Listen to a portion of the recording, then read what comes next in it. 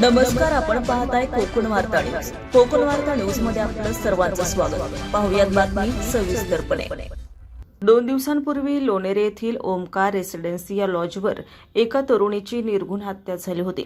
हत्येच्या काही तासातच त्या हत्येनंतर रायगड जिल्ह्यात संतापाची लाट उसळली. क्रूरतेचा कळस गाठणाऱ्या या हत्याकांडानंतर अनेक तर्कवितर्क काढण्यात आले. पोलिसांकडून देखील आरोपी पकडल्याची बतावणी करण्यात आली. याबाबत बातम्या देखील प्रसिद्ध करण्यात आल्या, परंतु खरंच तो आरोपी पकडला गेला होता असं पोलिसांकडून सांगण्यात आलं होतं. तर मग अजून आरोपी कुठे आहे? या सर्व गोष्टींबाबत तीव्र संताप गोरेगाव विभागातूनच नव्हे तर जिल्ह्यातून व्यक्त केला जातोय.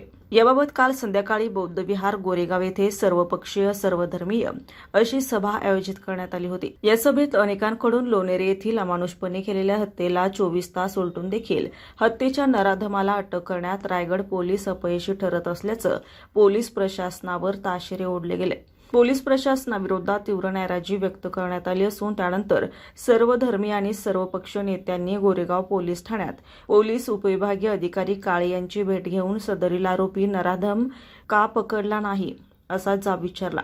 पोलिसांकडून नराधमाला अटक करण्याचं काम का संथ गतीने सुरू आहे? हत्येला 24 तास उलटून गेले तरी देखील पोलीस नराधमाला अटक करण्यास का अपयशी ठरत आहेत? आरोपीने रूम बुक करण्यासाठी आपलं ओळखपत्र जमा केलेलं, त्या आधारे आरोपी नराधमाला पकडणे पोलिसांना एवढे अवघड का जात आहे?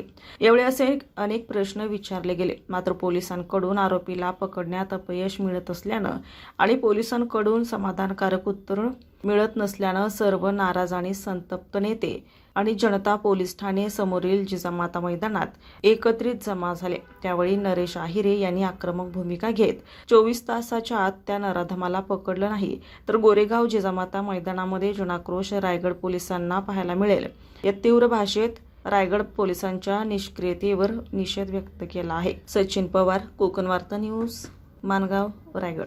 ताज्या बातम्या आणि नवनवीन घडामोडी पाहण्यासाठी आजच आमच्या कोकण वार्ता न्यूज चॅनलला लाईक करा, सबस्क्राईब करा आणि बेल आयकॉन प्रेस करा आणि पाहत रहा कोकण वार्ता न्यूज.